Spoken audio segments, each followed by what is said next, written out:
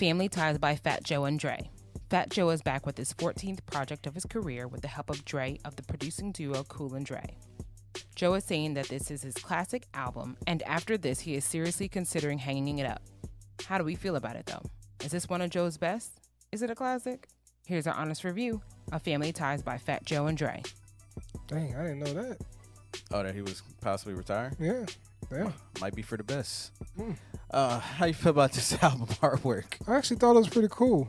I like the color tone. Got the black and white with the gold font at the top.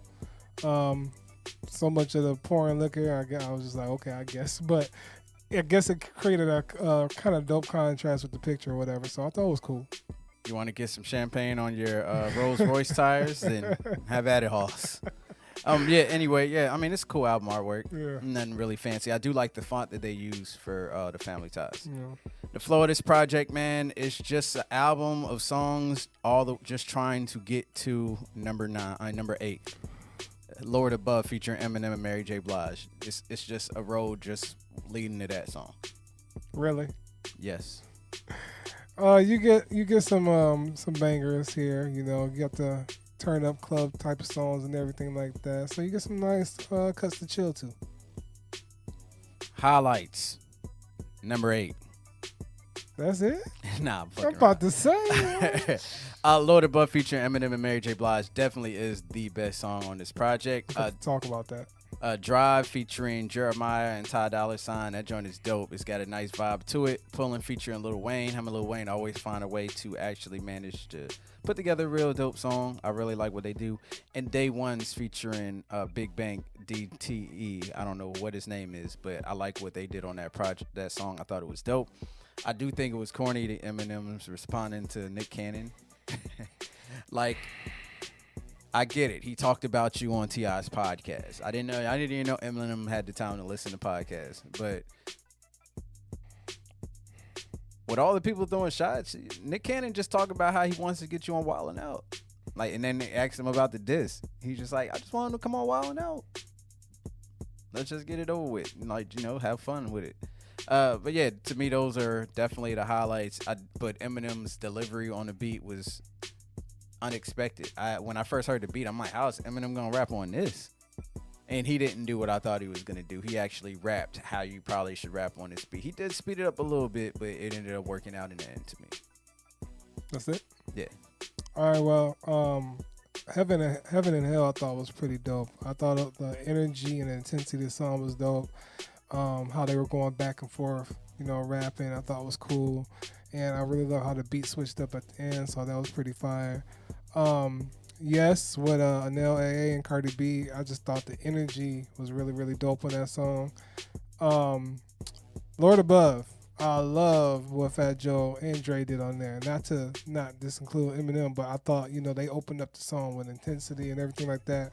When it got to Eminem's if verse, you're doing a song with Eminem, I'm just saying, but when it got to Eminem's verse, I'm not gonna lie, I was kind of pissed off that we're going back to the whole Nick Cannon Mariah thing.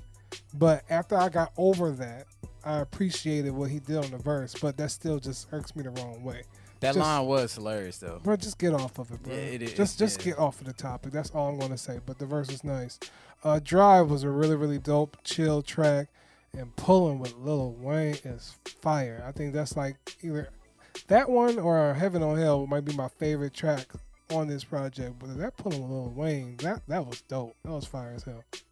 Yeah, by the way, I forgot to mention Deep was fire, too. I like how they kept throwing Let's Get It On, Marvin Gaye joint in there. No, that's Pulling. That was Pulling? Yeah. Oh, okay. Yeah, that's Pulling. Pulling. My bad. No, but Deep was actually pretty dope. Yeah. Lowlights, man. Everything I didn't mention, man. Projects, horrible way to start the project off. I was like, what the fuck is this? Dre out-rapped Fat Joe on everything they were on together. I was not rocking with Heaven or Hell. I was not rocking with Yes with Cardi B. Cardi couldn't even say that song. It was trash. Big Splash featuring Remy Ma. That was one of her worst verses I didn't ever heard. That verse was trash. Didn't it feel kind of forced? It did. Everything everything about saying, this project felt forced. I agree with you on Fat Joe. Yeah. Like there's a line that Fat Joe said that everybody loved. He said, Dre said crime cook, and now I'm killing them hard niggas is saying I must have found Pun's rhyme book. Somebody must have stole that shit. He ain't got it no more. He is like rapping elementary. Like this. Go ahead, man.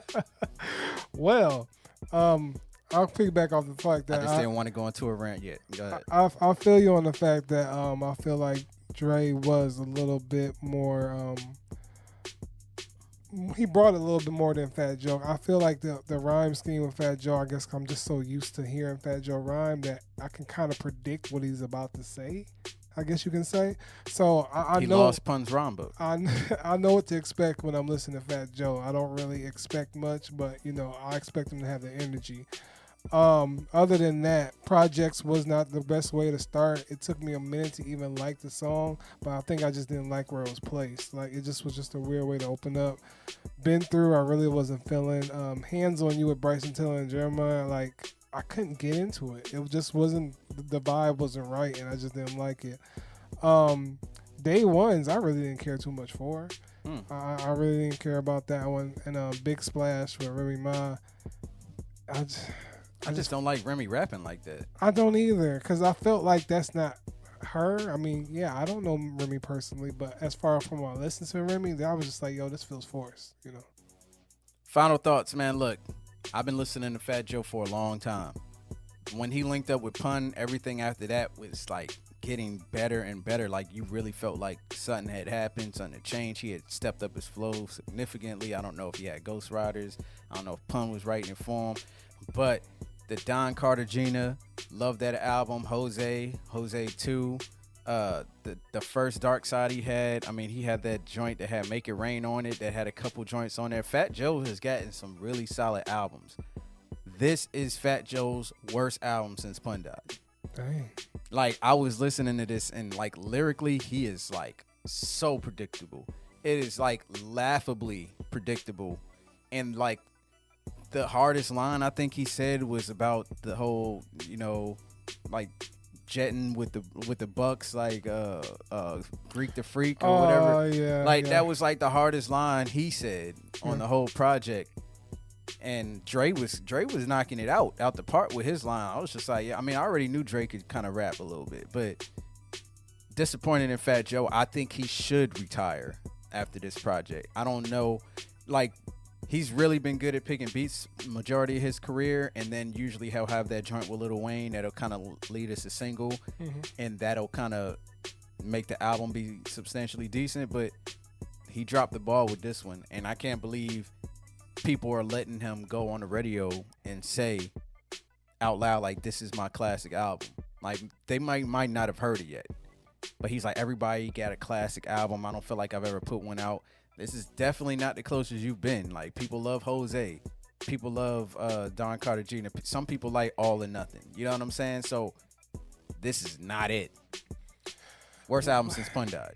Well, I don't know how I'm going to back up those statements. He lost Pun's rhyme book. I would say that this album, I feel like it has its moments. I feel like it's for that crowd. You can easily have this at parties or club music and stuff like that.